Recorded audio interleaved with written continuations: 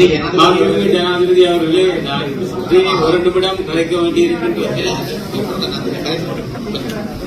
ஜனாதிபதி அவர்களே, இது சம்பந்தமாக இந்த மெட்டர்னிட்டி போர் சம்பந்தமாக தாங்கள் ஏற்கனவே சுகாதார அமைச்சுக்கு அறிவித்திருக்கிறீர்கள். உடனடியாக இந்த நிதி ஒதுக்க சொல்லி இந்த வருஷம் நாங்கள் நிதி ஒதுக்குவதாக நிதி அமைச்சுக்கு அனுப்பியிருக்கிறார்கள் என்று அறிவித்திருக்கிறார்கள். තව එකක් කියන්න ඕනේ අපේ පිට ඉන්න අපේ සහෝදරයෝ ඩයස්පොරා කියලා කියන්නේ ඒගොල්ලෝ ඇති වෙන්න සල්ලි දෙන්න කැමති වෙලා ඉන්නවා හොස්පිටල් ඩෙවලොප් කරන්න. එතකොට අපි එක හොස්පිටල් එක හදන්න නැතුව අනිත් එක එතන වෙල්ෆෙයාර් සොසයිටි එකේ සල්ලි යවුවාම ඒකට කිසි accountability එකක් නැහැ, කිසි responsibility එකක් නැහැ. ඒක එන්නේ ආණ්ඩුවට නෙවෙයි. අපි ඒ වගේ මනි එකක් අපි ගන්න ඕනේ ආණ්ඩුවට. ආණ්ඩුව තමයි ඒක බෙදලා දෙන්න ඕන හොස්පිටල් එක.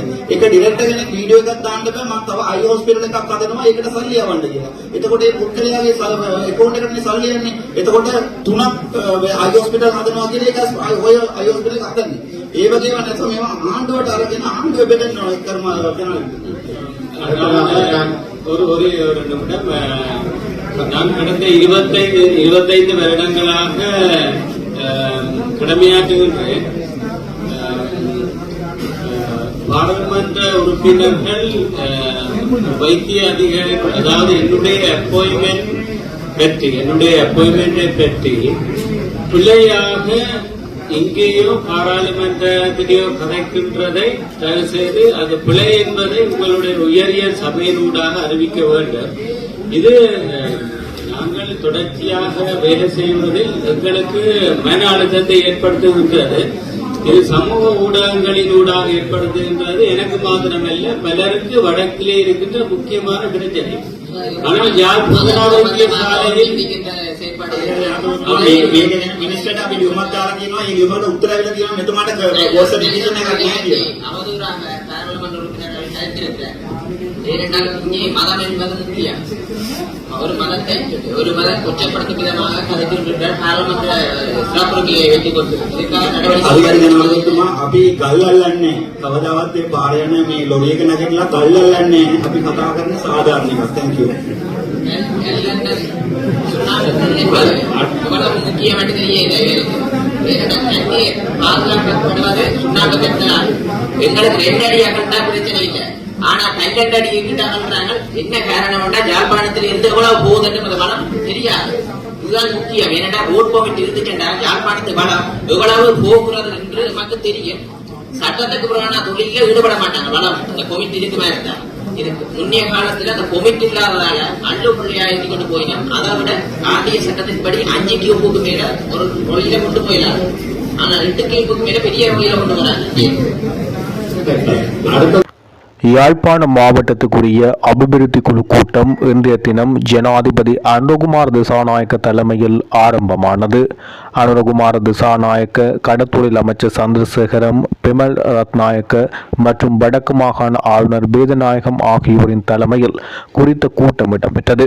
குறித்த கூட்டத்துக்கு பாராளுமன்ற உறுப்பினர்கள், துறை சார்ந்த அதிகாரிகள், இராணுவ தளபதிகள், போலீசார் மற்றும் ஏனைய அதிகாரிகள் என பலரும் கலந்து கொண்டனர். குறித்த ஒருங்கிணைப்பு குழு கூட்டத்தில் வட மாகாணத்தினுடைய சுகாதார பிரச்சினைகள் தொடர்பாகவும் சுகாதார மாஃபியாக்கள் தொடர்பாகவும் பல்வேறு கருத்துக்கள் முன்வைக்கப்பட்டு காரசாரமான விவாதங்கள் இடம்பெறுகின்றன. குறிப்பாக பாராளுமன்ற உறுப்பினர் வைத்தியர் ராமநாதன் அர்ச்சுனா பல்வேறு கேள்விகளை தொடுத்த வண்ணம் உள்ளார். அனுரகுமார் திசாநாயக்க அதற்கு பதில் வழங்குவதுடன் அரசு அதிகாரிகள் இது தொடர்பான புள்ளி விவரங்கள் தெரியாமல் திணறுகின்ற சந்தர்ப்பங்கள் ஏற்பட்டுள்ளது. அனுர இது தொடர்பாக தெளிவாக கேட்டு கொண்டதுடன் பல குறைபாடுகள் தொடர்பாகவும் இங்கு சுட்டிக்காட்டப்பட்டது. கஜேந்திரகுமார் பொன்னம்பலம் 20 அம்ச கோரிக்கைகளை ஏற்கனவே மருதலிங்கம் பிரதீபனூடாக ஜனாதிபதியிடம் முன்வைத்தார். இந்த நிலையில் அந்த அம்ச கோரிக்கைகளை அடிப்படையாக கொண்டு அபிவிருத்தி குழு கூட்டத்தில் விவாதங்கள் இடம்பெறுகின்றன. யாழ்ப்பாணம் போதனா வைத்தியசாலையினுடைய சிகிச்சை நிலையம் தொடர்பாகவும் சில விடுதிகள் தொடர்பாகவும், வடக்கினுடைய காசநோய் வைத்தியசாலைகள் தொடர்பாகவும், தெல்லிப்பளை ஆதார வைத்தியசாலையின் புற்றுநோய் சிகிச்சை பிரிவுகள் தொடர்பாகவும் மற்றும் இந்திய மீனவர்களின் அத்துமீறலால் பாதிக்கப்பட்ட கடற்தொழிலாளர்கள் தொடர்பாகவும் அவர்களுக்குரிய இழப்பீடுகள் தொடர்பாகவும் அத்துடன் யாழ் மாவட்டத்தில் தற்போது அதிகரித்து வருகின்ற போதைப்பொருள் பயன்பாட்டுக்கு அடிமையான இளைஞர்களை எவ்வாறு மீட்பது, புனர்வாழ்வு அளிப்பது என்பது தொடர்பாகவும் அபிவிருத்தி குழு கூட்டத்தில் ஜனாதிபதியுடன் கலந்துரையாடப்பட்டது. அத்துடன் யாழ்ப்பாணத்தில் சொந்த காணிகள், வீடு இல்லாதவர்களுக்கு உடனடியாகவே வழங்கப்பட வேண்டும் என்பது தொடர்பாக கஜேந்திரகுமாரின் 20 அம்ச கோரிக்கைகளை அடிப்படையாக கொண்டு இன்றைய தினம் அபிவிருத்தி குழு கூட்டம் காரசாரமாக இடம்பெறுகிறது. வைத்திய சத்தியமூர்த்தி யாழ் போதனா வைத்தியசாலைகள் தொடர்பாக பாராளுமன்ற உறுப்பினர் அர்ஜுனா பகிரங்கமாக சில குற்றச்சாட்டுக்களை ஜனாதிபதி முன்னிலையில் முன்வைத்தார். இந்த நிலையில் அவை தொடர்பாக சத்தியமூர்த்தியும் காரசாரமான பதில்களை வழங்கினார். இதனால் அபிவிருத்தி குழு கூட்டம் மிகவும் காரசாரமாக இடம்பெற்றது.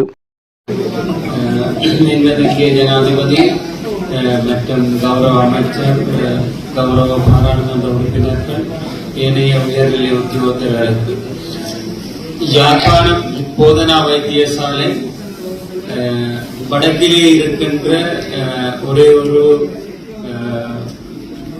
Teaching hospital. அந்த வைத்தியசாலையினுடைய ஆளணி ஏனைய வைத்தியசாலைகள், இலங்கையில் இருக்கின்ற வைத்தியசாலைகளோடு ஒப்பிடுகையில் கணிசமான அளவு குறைவாக காணப்படுகின்றது. குறிப்பாக வைத்திய நிபுணர்கள், வைத்தியர்கள், தாதியர்கள், சில வகையான ஏனைய உத்தியோகத்தர்களுடைய எண்ணிக்கையை அதிகரித்து தரப்பட வேண்டும். இலங்கையிலே காணப்படுகின்ற ஏனைய பிரதான வைத்தியசாலைகளுக்கு ஒப்பாக இங்கே இருக்கின்ற சனத்தொகைக்கும் அங்கே இருக்கின்ற சனத்தொகையை ஒப்பீட்டளவில் இந்த வைத்தியசாலையினுடைய ஆளணியை அதிகரித்து தருமாறு தயவுடன் கேட்டுக்கொள்கின்றேன். இந்த வைத்தியசாலை இலங்கையின் 4வது தேசிய வைத்தியசாலையாக எதிர்வரும் காலங்களில் தரம் உயர்த்தப்பட இருக்கின்றது. இதற்கு அப்பால் இலங்கையின் வடக்கு பகுதி ஜியோகிராபிக்கல் அதன் ரீதியாக ஒரு பகுதியிலே அமைந்திருப்பதன் காரணமாக இந்த அனைத்து விதமான சேவைகளையும் நாங்கள் இந்த பகுதியில் வழங்க வேண்டியிருக்கின்றது. தற்போதும் வடக்கு மாகாணத்துக்கு அப்பால் வடமேல் மாகாணம் உட்பட இலங்கையில் இருந்து நோயாளிகள் சிகிச்சைக்காக இங்கே வருகின்றார்கள். குறிப்பாக எமது இருதய சிகிச்சை பிரிவு, இருதய சத்திர சிகிச்சை பிரிவு மற்றும் பல்வேறு கிளினிக் வசதிகளுக்காக நாட்டின் ஏனைய பாகங்களில் இருந்தும் இந்த நோயாளிகள் இங்கே வருகின்ற போது அவர்களுக்கான சிகிச்சைகள் ஒழுங்குபடுத்தப்பட்டிருக்கின்றது. குறிப்பாக வடக்கிலே இருக்கின்ற இந்த வைத்தியசாலையில் இருக்கின்றவர்கள் இந்த பொது சேவையை அவர்கள் மிகவும்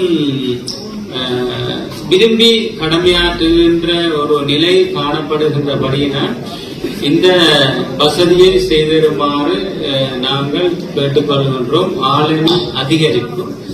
இதற்கு மேலதிகமாக போதனா வைத்தியசாலையில் கடந்த காலங்களில் ஒரு சில புதிய கட்டடங்கள் அமைக்கப்பட்டாலும் குறிப்பாக இப்போதும் தற்காலிக விடுதிகளும் தற்காலிக கிளினிக் பகுதிகளும் நோயாளிகளுக்கும் கடமையாற்றுபவர்களுக்கும் பெரும் சிரமத்தை வழங்குகின்றது. இதன் காரணமாக ஒரு முக்கியமான வைத்தியசாலை பற்றி அடிக்கடி பல்வேறு சமூக ஊடகங்களினூடாக குறைபாடுகள் சுட்டிக்காட்டப்படுகின்றன.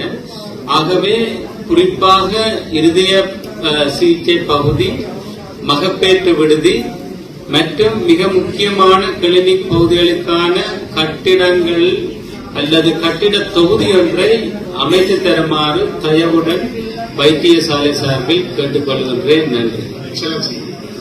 முக்கியமாக யாழ்ப்பாணம் கிளிநொச்சி மன்னார் முல்லைத்தீவை மையப்படுத்தி ஒரு பல்முக சீராக்கல் பிரிவின் விசேட வைத்தியர் இருந்த மூர்த்தம் நாயத்திரி என்பவர் காரணமில்லாமல் மாற்றப்பட்டது.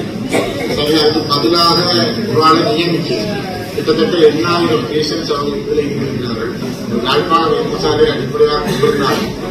மன்னார் முல்லைத்தீவு கிளிநொச்சியில் ஒரு நாட்டில் ஈடுபட்டிருக்கிற மாணவர்கள், குறிப்பாக பாடசாலை மாணவர்கள் அவருடைய பன்முக சீராக்கத்திற்காக ஒரே ஒரு வைத்தியர் அவர் என்பவருக்கு மாற்றப்பட்டிருக்கிறார். பதிலாக நியமிக்கப்படல அமைச்சர் சந்திரசேகர்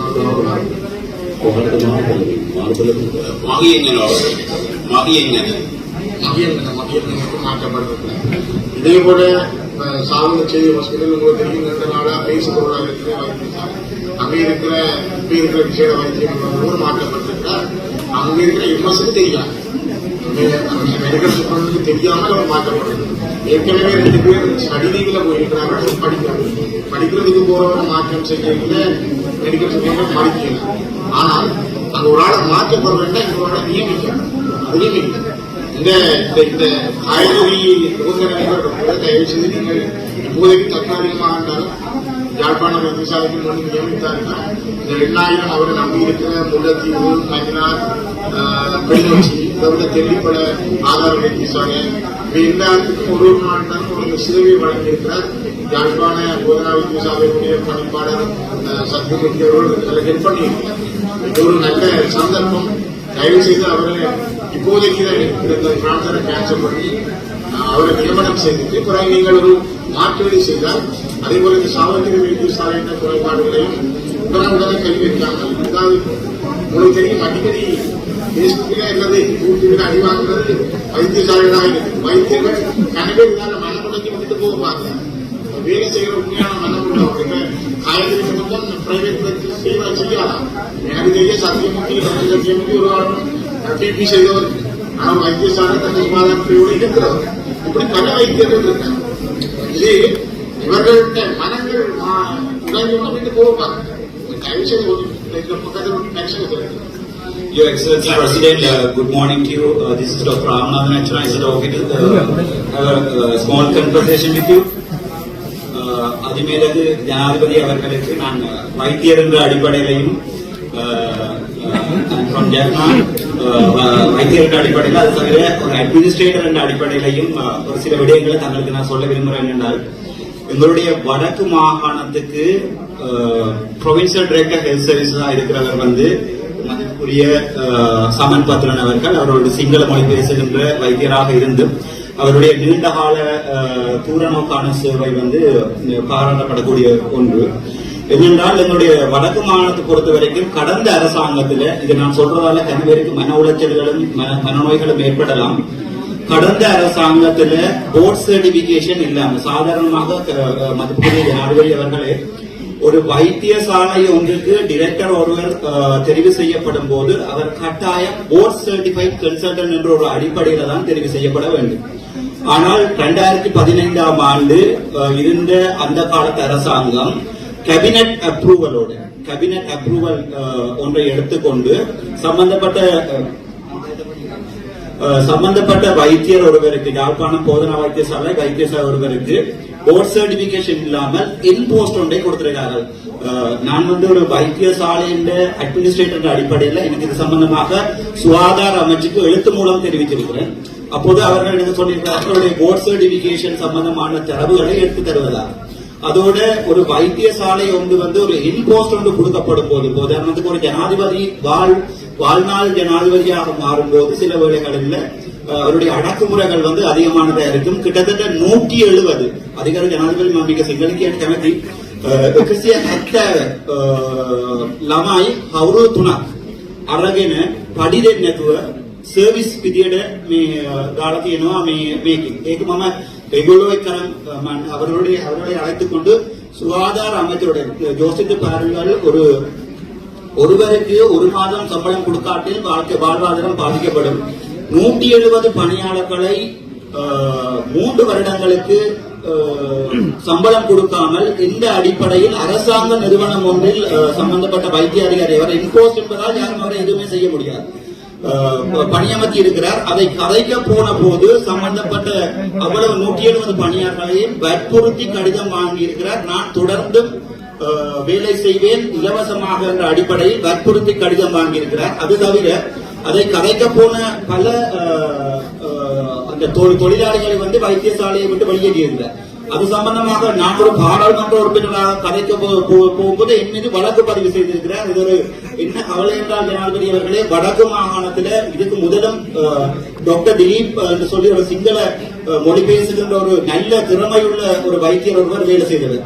அவரையும் இனம் மொழி பாதுகாப்பு வேறுபாடு காட்டி யாழ்ப்பாணத்திலிருந்து திட்டமிட்ட ரீதியில சம்பந்தப்பட்ட வைத்திய அதிகாரிகள் வந்து வெளியேற்றி இருந்தவர்கள் அவர் சிங்களவர் என்றதால நான் கூட பேரதனை வைத்தியசாலையிலே எம்ஓ பிளானிங்காக வேலை செய்திருக்கிறேன். கிட்டத்தட்ட 3 வருடங்கள் என்னை இந்த அட்மினிஸ்ட்ரேஷனை கொண்டு வந்தது கூட ஒரு சிங்கள வைத்தியர் டாக்டர் அர்ஜுன திலகரன். ஆனால் இப்போது இருக்கிற இந்த நிலைமையிலே சிங்கள வைத்தியர்களை வெளியேற்றுவதும் அது தவிர ஒரு இனப்பாகுபாடான இதொன்று எங்களுடைய வைத்தியசாலைகளில் நடந்து கொண்டிருக்கிறது. சாதாரணமாக வடக்கு கிழக்கிலே வைத்தியர்கள் இதுல இவர் வைத்தியர்களாக இருக்கிறார், அவருக்கும் தெரியும். வடக்கு கிழக்கிலே வைத்தியர்கள் வந்து நியமிக்கப்படும் போது அவர்களுடைய ரேங்க் அடிப்படையில் நியமிக்கப்படும் சிங்கள மொழி பேசும் வைத்தியர்கள் தான் வருவார்கள். சாவச்சேரி ஆதார வைத்தியசாலை பேசுபொழியாக இருக்கிறது சொல்லி எங்களுடைய மதிப்புக்குரிய பாராளுமன்ற உறுப்பினர் சிறியன் அவர்கள் ஐயா சொல்லியிருக்கிறார். என்றால் அந்த வைத்தியசாலையினுடைய டிரெக்டராக இருந்துதான் நான் இப்போது பாராளுமன்ற உறுப்பினர் பதவிக்கு வந்திருக்கிறேன். அந்த வைத்தியசாலை ஐயா டைப் பி தரத்துக்குரிய வைத்தியசாலை. அந்த வைத்தியசாலையிலே 2014 ஆண்டு ஒரு கட்டிடம் கட்டப்பட்டு 2024 ஆண்டு நான் என்னுடைய தொழிலை இழந்துதான் அந்த கட்டிடம் இயங்கிக் கொண்டிருக்கிறது. அது தவிரவும் வடக்கு கிழக்கு மாகாணத்திலே வைத்தியசாலைகளை எடுத்து பார்த்தீர்கள், ஒன்று லைன் மினிஸ்ட்ரி வைத்தியசாலைகளாக இருக்கும், இரண்டாவது புரோவின்சியல் கவுன்சில் வைத்தியசாலைகளாக இருக்கும். லைன் மினிஸ்ட்ரி வைத்தியசாலைகளுக்கு நாங்கள் வளங்களை கொண்டு கொட்டுவதால் சென்ட்ரலைசேஷன் எனப்படுகின்ற பிரச்சனை உருவாகும். அதாவது வந்து ஒரு வைத்தியசாலையிலே நோயாளர்கள் தொடர்ந்தும் லைன் அடிக்க வேண்டிய வரும். நாங்கள் சின்ன பெரிபெரியில் இருக்கிற சின்ன வைத்தியசாலைகளை தரம் உயர்த்துவதோடு அதிலே சம்பந்தப்பட்ட வைத்தியம் வந்து ஒரு சிங்கள மொழி பேசுவதாக இருந்தாலும் அது 24 மணித்தியாலமும் 31 நாட்களும் யாழ்ப்பாணத்தில் இருந்துதான் தொழில் புரிகிறார். இப்போது அவரை வெளியேற்றுவதற்கான நடவடிக்கையை GMO செய்து கொண்டிருக்கிறது. நான் இப்போது பார்த்திருக்கிறேன், எங்களுடைய சமன்பத்திரன் அவர்களுக்கு எதிராக ஆதார வைத்தியசாலை சாவச்சேரி மட்டுமல்ல வேலணை வைத்தியசாலைக்குமே அவருக்கு எதிராக நடவடிக்கை எடுத்துக் கொண்டிருக்கிறது. ஆதார வைத்தியசாலைக்கு இன்று பிரதியீடு செய்யப்பட்ட வைத்தியரை நான் நினைக்கிறேன் சமன்பத்திரன் அவர்கள் சொல்வார்கள், மன்னார் அடர் கிண்மத்தியில் இருந்து தற்போது சிறிதரன் ஐயா சொல்றார். என்னென்றால் சில நேரங்களில் நாங்கள் மருத்துவங்கள் சம்பந்தமாக கலைக்கும் போது அதற்கு அடிப்படை அறிவுரை யாரையாவது கேட்டுக்கொண்டு வருவோம். கன்சல்டன் என்றது என்னென்றால் அது வந்து ஒரு MBBS முடிச்சு போட்டு இன்னொரு 5 இயர்ஸ் படித்தாதான் ஒரு கன்சல்டன்ட் ஜனாதிபதி. ஆனால் சாதாரண ஒரு வைத்தியரை பிரதியீடு செய்திருக்கிறார்கள். அதை அவர்களுடைய சிங்கள பிடி பிரதியீடு செய்திருக்கிறார் என்பதற்காக ஒரு அரசியல் அடிப்படையில் சொல்லப்படுவதோடு சம்பந்தப்பட்ட பிடியிலே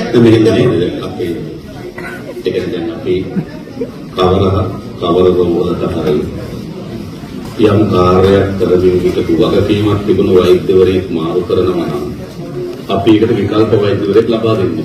ඒකනේ අපි ඒ ප්‍රතිපත්තිය දැන් එතුමා යම් ඔපරේෂන් කරමින් තියෙනවා මැදිහත් වෙමින් තිබුණා නම් එතුමා ඉවත් කරනවා නම් ඊට විකල්ප වෛද්‍යවරයෙක් ලබා දෙන්නේ. මෙතන වෙලා තියෙන්නේ වෛද්‍යවරු දෙන්නෙක් ඉවත් කරලා තියෙනවා. නමුත් ඒක අවශ්‍ය වෙන වෛද්‍යවරු ලබා දෙලා නැහැ. අපි බලන්න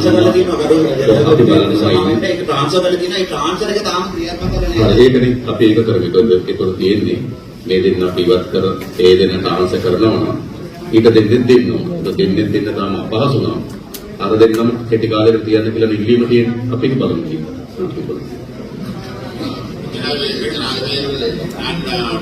சாவச்சேரி வைத்தியசாலைக்கு விஜய் பார்த்தோடு அங்கு நடந்த சேவைகளில் இருந்த ஒரு வைத்தியரை ஒவ்வொரு முன்னேற்ற எதிர்த்து இடமாற்றம் செய்யும். ஸோ அவருடைய ரீப்ளேஸ்மெண்ட் ஹாஸ்பிட்டல் ජනාධිපතිතුමා එයා රිලීස් කරලා කියන්නේ මිනිස්ට්‍රි ඕඩර් එකකින් තමයි රිලීස් කරලා කියන්නේ. එයාට රීප්ලේස්මන්ට් එක වෙන දැන් අපේ PD පත් කරලා තියෙනවා රීප්ලේස්මන්ට් එක. ඒ රීප්ලේස්මන්ට් එක තාම තව RD කෙනෙක් රීප්ලේස් කරන්න කියන මේ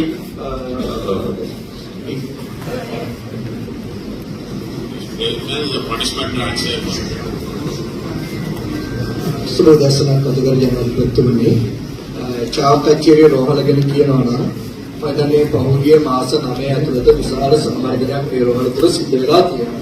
ඒතර මේ වන විට සියලුම විශේෂඥ සේවා නිලධාරීන් මූලික වශයෙන් ඉන්නවා. විශේෂඥ නිලධාරීන් අතර දෙකක් ඉන්නවා. ඒ වාර්තු අංග සම්පූර්ණයෙන්ම ක්‍රියාත්මක වෙනවා. ඊට අමතරව වෛද්‍ය නිලධාරීන්ගේ ඉගයක් නැහැ. මේ වන විට තියෙන කාර්ඩ් එක සම්පූර්ණ කරලා තියෙනවා.